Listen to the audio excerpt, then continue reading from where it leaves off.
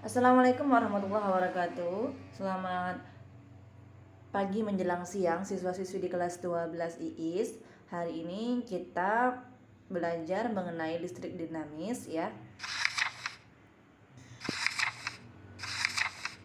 Nah, yaitu menganalisis prinsip kerja peralatan listrik searah atau DC. Berikut keselamatannya dalam kehidupan sehari-hari. Yang pertama, memahami arus listrik dan pengukurannya, kemudian memahami hukum Ohm.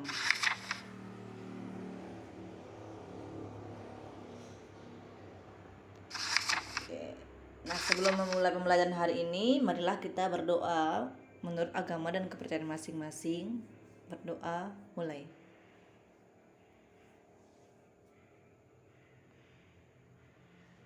Berdoa selesai.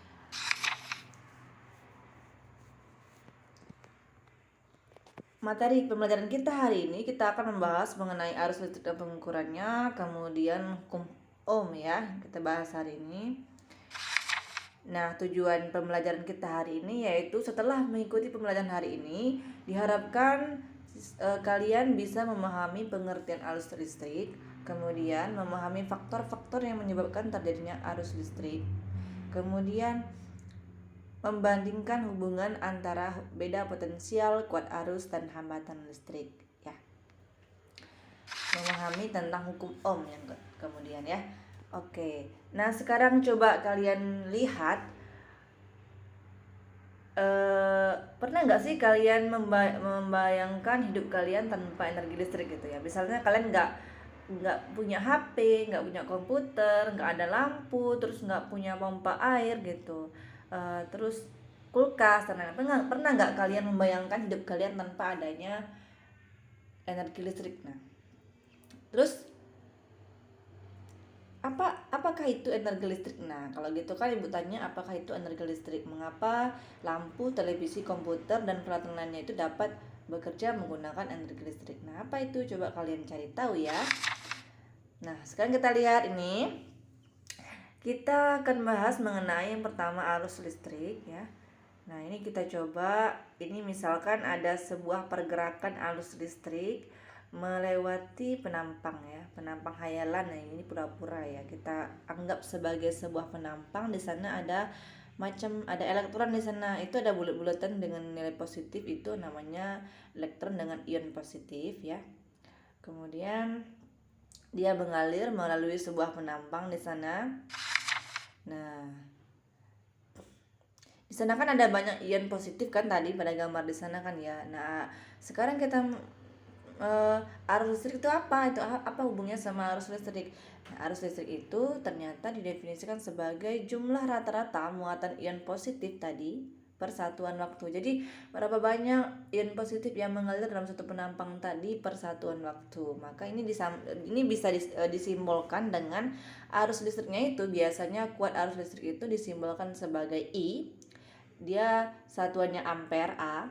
Kemudian itu I itu sama dengan Q per T. Q itu apa? Q itu adalah jumlah rata-rata muatan ion positifnya, biasanya disimbolkan dengan kolom untuk arus listrik ya. Per satuan waktunya kita pakai skon ya. Nah, itu ada ya, itu 1 miliampere itu sama dengan 10 pangkat min 3 ampere, dan 1 mikroampere itu namanya mikro ya, sama dengan 10 pangkat min 6 ampere. Nah, sekarang kita lihat di bawah sini.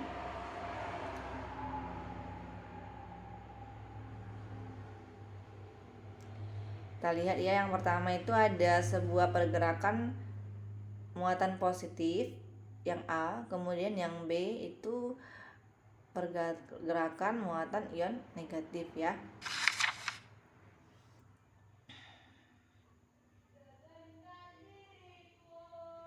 Nah, ini gimana sih cara orang bisa mengukur kuat arus listrik tuh? Nah, pakai apa orang mengukurnya? Ini biasanya orang pakainya yaitu ampermeter ya, dirangkai secara seri kalau untuk mengukur arus listrik.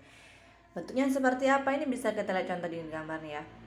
Nih, gambar kanan sama kiri sama, itu dari sebuah lampu yang mau kita ukur. Misalnya kita mau mengukur berapa arus yang mengalir dari rangkaian sebuah lampu itu. Contoh ini yang warna merah yang di lampu itu namanya ampere meter. Ini bisa kalian lihat di lab fisika ada ya. Nah, kalau misalkan ada kesempatan nanti bisa kalian lihat di sana. Nah, misalkan ini ternyata lampu tadi setelah kita colokkan ke listrik ya, atau dengan menggunakan power supply, dibantu dengan power supply, kemudian kita hitung arusnya, ternyata pada ampere meter terbaca seperti pada gambar di samping ini. Nah, bagaimana cara kita menghitung berapa arus listrik yang mengalir pada rangkaian tersebut? Kita lihat ya, di sana ada batas maksimal ukurnya yaitu 5 ampere. Kemudian hasil yang kita peroleh di sana sekitar 19 ya, kan nggak nyampe 20 itu penunjukannya ya. Kemudian batasnya yaitu 50. Nah, ini bagaimana cara kita menghitungnya? Maka cara kita menghitung berapa besar kuat arus listrik itu yaitu dengan cara hasil pengukurannya 19 kita bagikan dengan batas maksimalnya 50, kemudian kita kalikan dengan batas ukur maksimalnya 5 ampere. Jadi 19 dibagi 50 dikali dengan 5 ampere. Nah, ini ya. 19 dibagi dengan 50 kemudian dikalikan dengan 5 ampere. Maka hasilnya yaitu 1,9 ampere. Oke. Nah, kemudian kita lanjut lagi. Nah, ini misalkan contoh, tadi kan kita udah menghitung bagaimana cara menghitung kuat arus ketika kita menggunakan ampere meter. Nah, sekarang kita lihat contoh soal di sini. Dalam waktu 5 detik, muatan listrik sebanyak 20 kolom dapat mengalir melalui kawat pengantar. Berapakah kuat arus listrik tersebut? Nah, ini kita bikin diketahuinya. Di sana diketahui waktunya yaitu 5 detik. Kemudian muatan listriknya adalah 20 kolom ya, 20 C, ditanyanya I. Ya udah, masukin aja rumusnya. I kan sama dengan banyaknya muatan dibagi dengan waktu. Ya sudah, tinggal bagikan 20 dibagi 5 berarti 4 ampere. Jangan lupa satuannya ya. Kalau Q muatan itu satuannya kolom dan waktunya adalah detik. Kalau dia masih pakai menit maka kalian harus ubah dulu ke detik. Oke, itu untuk kuat arus listrik. Nah, sekarang coba yang kedua kita menentukan beda potensial dan pengukurannya. Nah, beda potensial ini atau sering juga dilambangkan dengan V, volt ya. Besarnya energi yang diperlukan untuk memindahkan muatan dari suatu titik yang potensialnya lebih tinggi ke titik yang potensialnya lebih rendah. Jadi, berapa besar energi yang diperlukan ketika memindahkan suatu muatan yang potensialnya lebih tinggi ke potensial yang lebih rendah. Atau sering juga orang sebut ini dengan namanya tegangan ya, selain beda potensial atau V juga tegangan. Nah, ini tegangan V beda potensial dilambangkan dengan V, dengan satuannya V juga volt ya. Itu dirumuskan dengan V sama dengan W dibagi dengan Q, energi untuk memindahkan kita bagikan dengan muatan yang dipindahkan ya. Nah, ini beda potensial ini bisa diukur pakai apa nih? Nah, ini bisa diukur pakai voltmeter. Kalian bisa lihat di sebelah kanan itu, misalkan ini ada sebuah lampu, kemudian kita serikan, kita tambahkan sebuah baterai dan kita hitung berapa tegangan yang mengalirnya atau beda potensialnya itu menggunakan voltmeter berwarna merah itu ya. Ini juga bisa kalian lihat di lab fisika ya. Nah, misalkan setelah kalian gabungkan seperti itu, kemudian hasil yang terbaca seperti yang di sebelah kiri ya. Nah, ini bagaimana cara menghitungnya, tegangannya itu berapa volt sih sebenarnya? Apakah 40 itulah hasilnya? Ya enggak gitu juga kan ya. Nah, sekarang kita lihat di sana ya. Di sana batas ukur maksimalnya dia 10 volt ya, yang sebelah kiri. Kemudian penunjukannya itu 40, hasil terbacanya 40 dan batas maksimalnya 50. Nah, ini bagaimana cara ngitungnya nih? Ini ngitungnya sama kayak tadi menghitung ampere meter, berarti 40 dibagikan dengan 50 kita kalikan dengan 10, maka hasilnya adalah, kita cek hasilnya ya. Nah, ini hasilnya. Nah, Tadi 40 dibagi 50 kan 0,8 kan ya hasilnya ya. Kemudian dikalikan dengan 10. Ini bukan A ya, bukan 10A ini. Sebetulnya ini 10 volt, 10 V. Jadi hasilnya 0,8 dikali 10 V sama dengan 8 volt. Sehingga yang mengalir beda potensial yang mengalir pada rangkaian itu sebesar 8 volt ya. Nah, ini contoh soalnya untuk memindahkan 40 kolom muatan listrik dalam sebuah penghantar dari titik A ke titik B diperlukan energi sebanyak 120 Joule. Berapa beda potensial antara titik A dengan titik B? Ya udah, kita bikin diketahuinya di sana ada Q-nya 40 kolom, kemudian energinya 120 Joule. Ya, sudah tadi kan apa? V sama dengan W dibagi dengan Q. Maka 120 dibagi 40 sama dengan 30 volt ya. Seperti itu. Nah, yang ketiga ini ada hukum Ohm ya.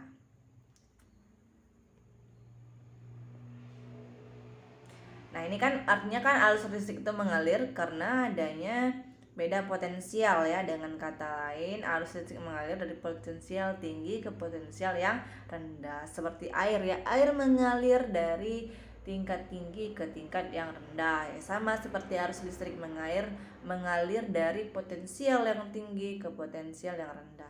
Nah, ini hubungan antara beda potensial dengan kuat arus listrik ini diselidiki oleh seorang ilmuwan fisika yang bernama George Simon Ohm ya. Nah, ini beda potensial disebut juga sebagai tegangan listrik, tadi kan saya sebutkan tadi ya, atau V. Nah, ini videonya nggak bisa diputar ya.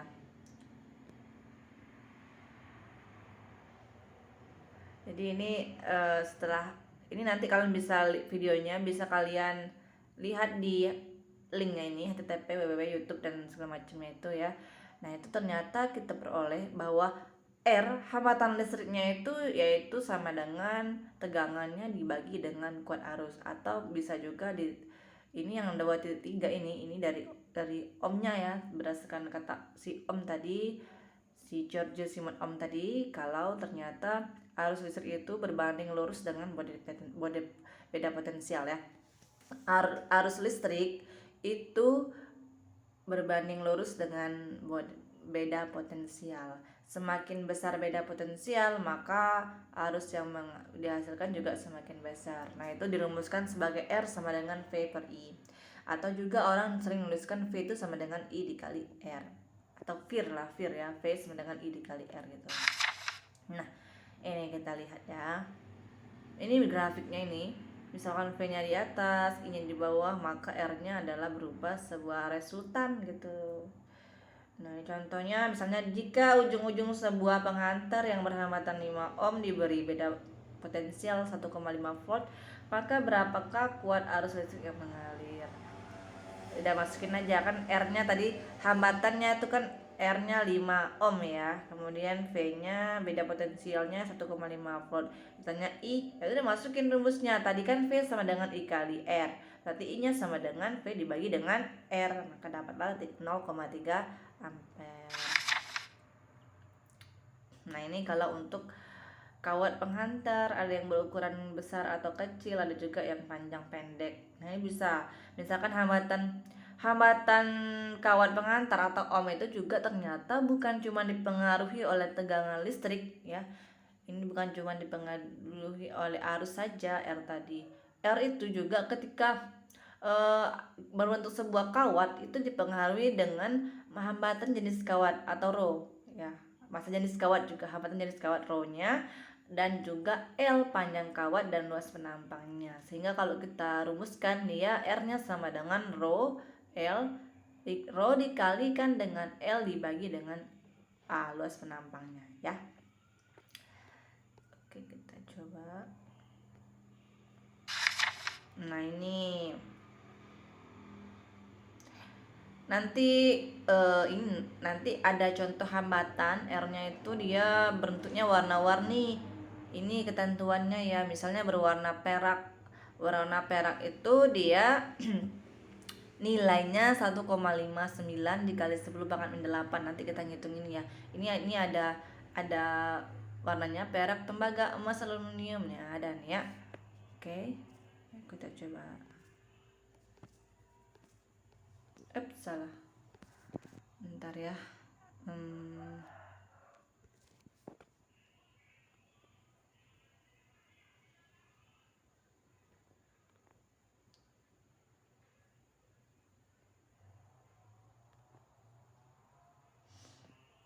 Nah ini ya, seperti contoh ini ada di sini. Tadi ini udah ibu jelaskan mengenai hukum ohm tadi.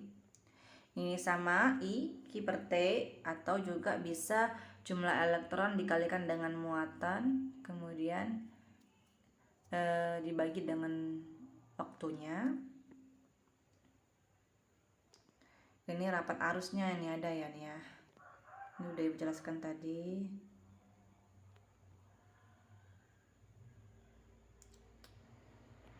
Ini nanti bisa kalian lihat nih ya. Untuk RSH ini nanti ibu bagikan yang ini.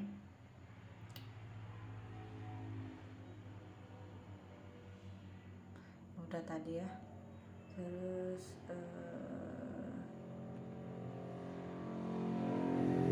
hambatan listrik. Nah ini tadi resistor atau R tadi ya, hambatan. Ini dia bentuknya seperti ini gambarnya nih. Kalau kalian pernah lihat ya, ibu nggak tahu kalian udah pernah belum melihat bentuk resistor yang seperti ini, seperti yang B ya. Ada warna-warnanya, ada hitam, perak, kuning, putih. Nah itu semuanya ada warnanya ini. Nah ini ya. Nah oke. Nanti kita coba menghitung bagaimana ngitung ini. Ini ada warna coklat, hitam, merah, apa nih ya, perak nih ya. Kira-kira itu resistor dengan warna yang seperti ini itu nilainya berapa sebenarnya? Hambatan yang ada dalam resistor itu berapa nilainya? Itu bisa dihitung nanti berdasarkan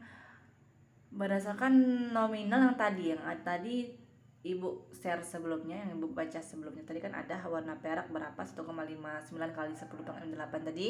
Nah ini semua nanti bisa kita hitung. Oke, sampai untuk hari ini sampai di sini. Kalian bisa tanyakan apa yang kalian belum mengerti dari dua buah materi yang ibu sampaikan tadi sebelumnya menggunakan yang modul sebelumnya, dan bisa juga kalian tanyakan yang ada di buku ini ya. Oke.